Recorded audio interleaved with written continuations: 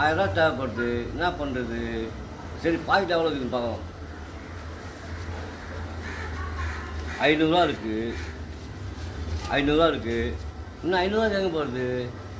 சரி பாக்கெட்டில் பேனா இருக்குது, நோட் புக்கு இருக்குது, கிளம்பிட வேண்டாம் வசூலுக்கு.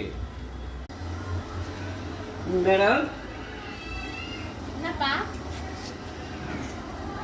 கை போட்டுருக்கு மேடம், பேர் சூட்டு விழா வைக்க போகிறோம். உங்களால் முடிஞ்சால் நன்கொடை கொடுங்க மேடம். அப்படியாப்பா? சரி, ஆடி பிறந்தா வந்துடுறானுங்க, ஆவணி பிறந்தாலும் வந்துடுறானுங்க, திருவிழான்றாங்க, கூழ் ஊற்றணுன்றாங்க. இப்போ தை போத்தா புதுசாக கண்டுபிடிச்சிக்கிறாங்களாம் பேர் சுற்று விழா. சரிப்பா, சில்லறை இல்லைப்பா. எவ்வளோமா சொல்லுவாங்க? 500 ரூபாய்க்கு. ரெண்டுக்குதுமா சரி அப்படிமா? கொடு தரேன்.